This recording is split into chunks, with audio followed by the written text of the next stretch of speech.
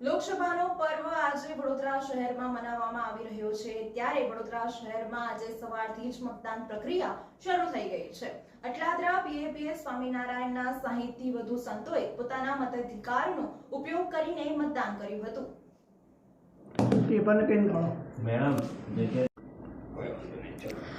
વડોદરા લોકસભા બેઠક 2024ની ચૂંટણી માટે મતદારો સવારથી મતદાન કરવા બહાર નીકળી રહ્યા છે। આ સાથે જ અટલાદરામાં બીએપીએસ સ્વામિનારાયણ મંદિરના સંતોએ પણ મતાધિકારનો ઉપયોગ કરીને મતદાન કર્યું છે। ત્યારે શહેરના અટલાદરા બીએપીએસ સ્વામિનારાયણ મંદિરના સંતોએ પણ મતદાન કરી પોતાની ફરજ બજાવી છે, જેમાં 62થી વધુ સંતોએ અટલાદરા સ્થિત નગર પ્રાથમિક સ્કૂલમાં મતદાન કર્યું છે। લોકશાહીનું પર્વ લોકસભા 2024ની ચૂંટણી પ્રક્રિયા ચાલુ થઈ ગઈ છે। વહેલી સવારથી લોકો પોતાના મત અધિકારનો ઉપયોગ કરી મતદાન આપવા માટે મોટી સંખ્યામાં પહોંચી ગયા છે। મહત્વનું છે કે અટલાદરા બીએપીએસ સ્વામિનારાયણ મંદિરમાં સવારની શણગાર આરતી બાદ સંતો મતદાન કરવા માટે મોટી સંખ્યામાં મતદાન મથક પર પહોંચી ગયા હતા, જ્યાં મતદાન કરી સ્વામિનારાયણના સંતોએ લોકશાહીના પર્વની ઉજવણી કરી છે।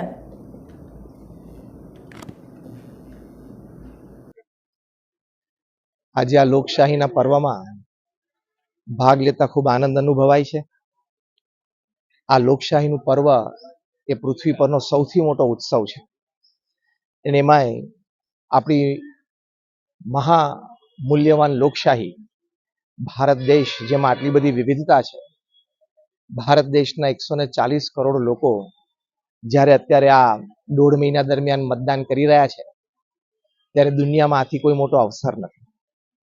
અને ભારત દેશની વિશેષતા કે આપણે ત્યાં સેંકડો ભાષાઓ છે, અનેક ધર્મો છે, અનેક જ્ઞાતિ જાતિ છે, એ બધા આજે રાષ્ટ્રહિતમાં, રાષ્ટ્રના વિકાસમાં પોતાનો અધિકાર, પોતાનું એક અભિપ્રાય એ પોતે વ્યક્ત કરી રહ્યા છે।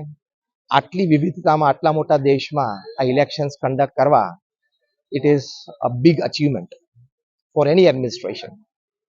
તો આજે આપના માધ્યમથી સર્વેને અપીલ છે કે આપણે મતદાન અવશ્ય કરવું, કારણ કે આપણા મતથી દેશનો વિકાસ થાય, આપણા મતથી દેશ વધારે સુરક્ષિત બને, નાગરિક વધારે સુરક્ષિત બને, આપણા મતથી સનાતન ધર્મ અને આપણી સંસ્કૃતિની રક્ષા અને વિકાસ થાય, આપણા દેશની ભાવિ પેઢીનું ભવિષ્ય વધારે સમૃદ્ધ અને સુખમય રહે, એવા વિચાર સાથે આપણે આ મતદાન કરવાનું છે।